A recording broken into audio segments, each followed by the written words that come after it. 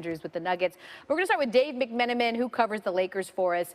And they're playing in their first game in 6 days. So, Dave, a matchup to watch in this series, as we said, Jokic and Anthony Davis. What do the regular season games between these two tell us about how this could go?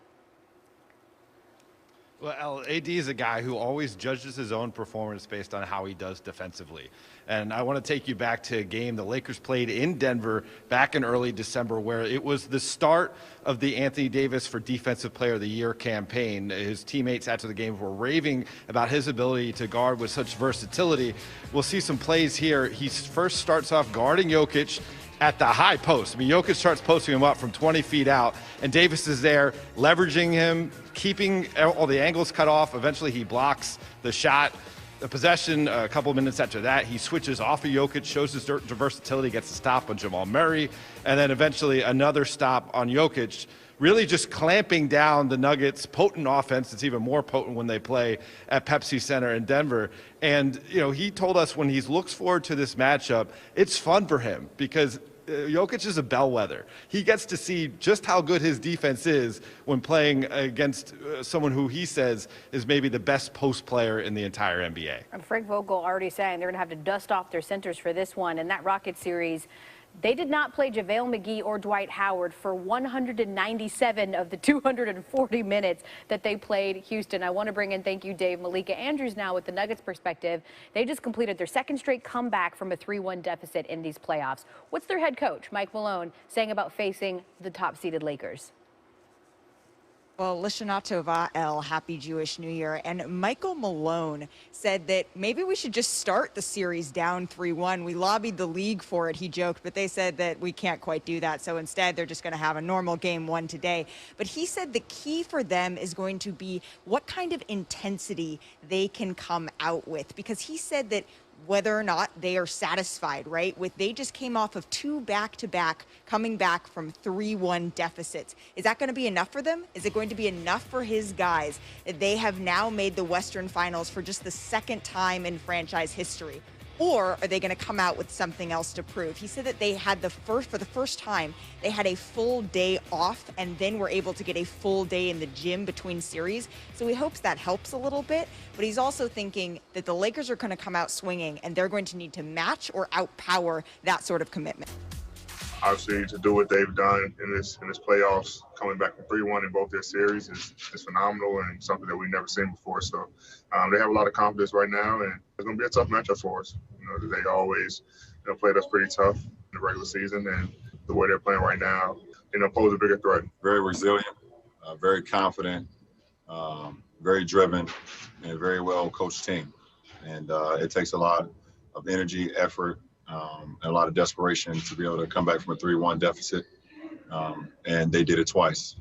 And so the respect level is out of this world for what we have for this ball club. Guess who is back? Maybe to quote Michelle Branch this time, our NBA analyst and host of Chiney and Golick Jr. on ESPN Radio, Chiney Ogwumike. What matchup do you believe Chiney is going to be the deciding factor in this series? This matchup is all about the bigs. So, Elle, why don't you just meet me in the middle of the paint? Oh, Maren Morris, okay. Nikola Jokic. Yes, Nikola Jokic, Anthony Davis, arguably the 2 best centers in the game. These 2 players had the most post-ups in the NBA during the regular season and the playoffs. And now the Nuggets, they have a slower pace to their offense. And that plays to the advantage of Jokic. It allows him to take his time, read the defense. He's got the hook shot. He's got post moves. He's got the funny touch the sky fadeaway. He's got the 3-ball. But most importantly, it allows him the slow pace to take his time to allow him to pass and generate offense for others. But the cool thing here is that everything I said for Jokic, the Joker can pretty much apply for Anthony Davis. But the difference here is the pace. The Lakers will want to play fast and get quickly to where AD will shine, in the pick and roll, quickly one-on-one, ISOs off the block so that AD can use his speed off the dribble to attack. And his defense will also be on full display. Defensive Player of the Year candidate. So this matchup, at the center position is so different. We will see, though, how opposites attract tonight. Yeah, Paul Millsap is matched up with AD more defensively, but as you said, Davis prefers to pick on Jokic. 9 for 20 when Joker is his primary defender. I would walk 1,000 miles just to hear you tonight, but I don't have to do that because you'll be on at 4 o'clock on ESPN Radio. Didn't see Vanessa Carlton coming. All right.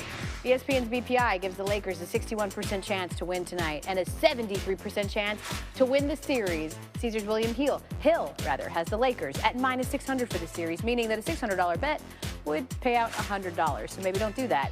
LA won 3 of the 4 meetings between the teams this season. LeBron did not play in the lone loss. So much more Nuggets Lakers ahead.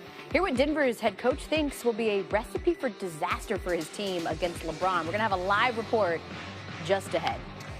Measured against the Seahawks, and we celebrate the 50th anniversary of Monday Night Football with the best plays and moments throughout the years. Let's go to basketball. So game 1, right? The Heat overcame a 14-point deficit to beat the Celtics in game 1. So no way that the Celtics were going to let that happen 2 days in a row. Lay the mortgage on Boston.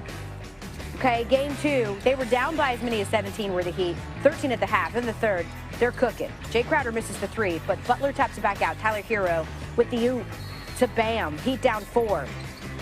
Later, it's Hero again to Adebayo, just the 4th player in play-by-play era with 5 dunks in a quarter. He'd make the free throw, Heat down 1. A minute later, another lob. I mean, Adebayo had 15 points in the third, nearly outscoring the Celtics, who had 17 points in the third. 37-17 advantage in that corner. Heat up now under 2 minutes left. Duncan Robinson on fire from long distance. Ray Allen, 6 for 12 from deep. Heat up 1. He had 18 points on the night. In the fourth, game tied at 89. Tatum.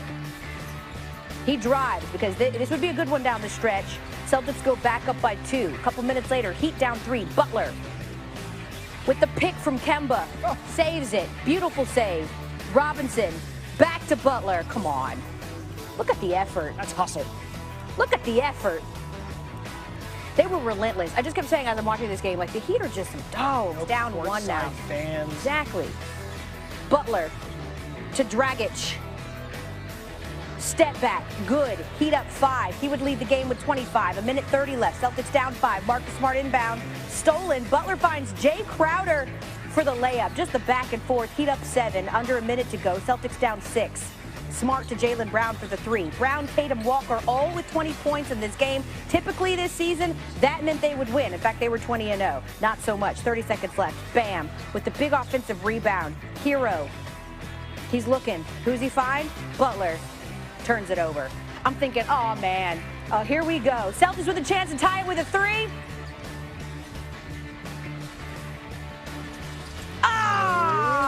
Adebayo with the huge rebound.